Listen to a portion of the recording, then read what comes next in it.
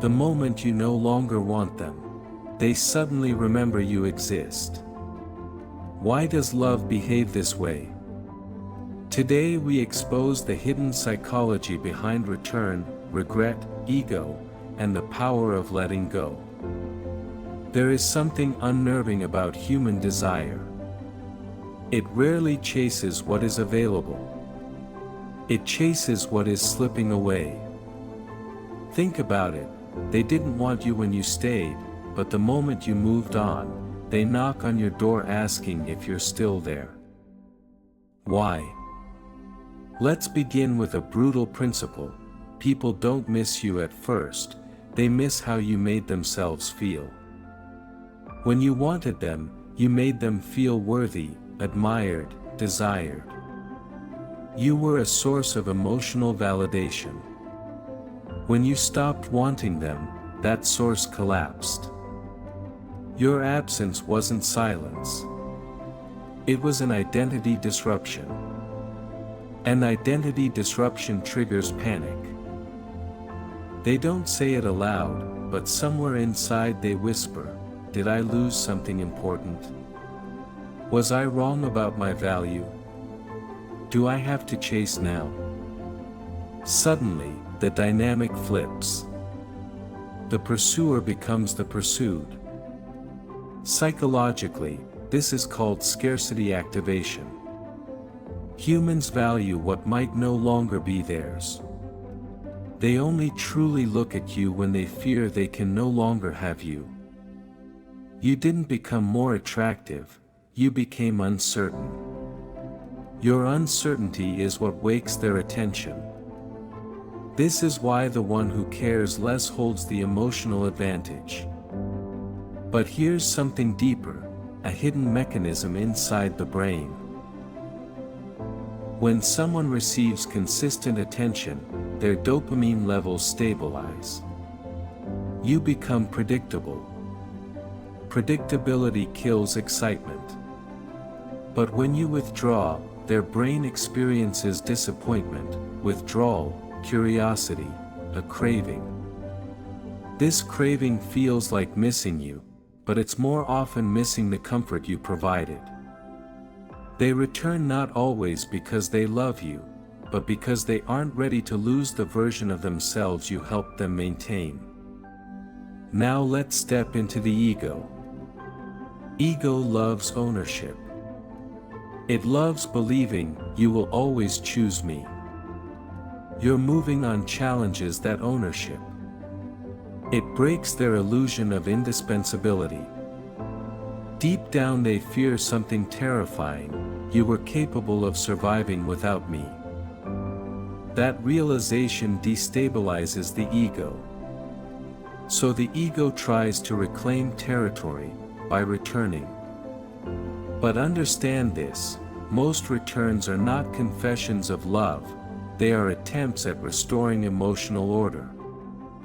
Let's take this further. Your healing is threatening. Your peace is provocative. Your moving forward sends a silent message: I am whole with or without you. People sense emotional independence even from a distance. And independence is magnetic because it implies inner strength.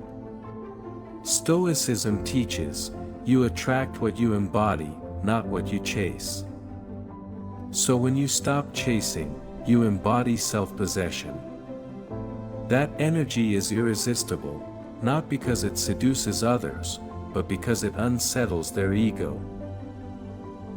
Now, let's explore another layer, the nostalgia distortion effect. Time changes memory. Distance amplifies value. Absence rewrites history. They remember the good parts and forget why they walked away.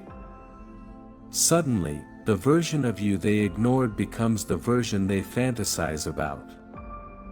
They don't return to reality, they return to selective memory. To the idea of you, not necessarily to the truth of you. This is dangerous if you are unaware. Because some returns are tests, not commitments. Some returns are curiosity, not desire. Some returns are habits, not love. Many people don't want you back, they just don't want you moving on without them. And here lies the twist. If you offer yourself back easily, their curiosity fades. The cycle repeats. They leave again. And here lies the twist. If you offer yourself back easily, their curiosity fades. The cycle repeats. They leave again. But if you remain grounded, uncertain, selective, steady, their fascination deepens. Why? Because people aren't drawn to those who need them, they are drawn to those who choose them freely. Let's bring Stoicism in again. Epictetus taught, you cannot lose what was never yours. This applies to people.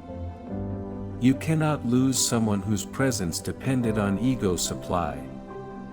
You only lose illusions. So why do they come back?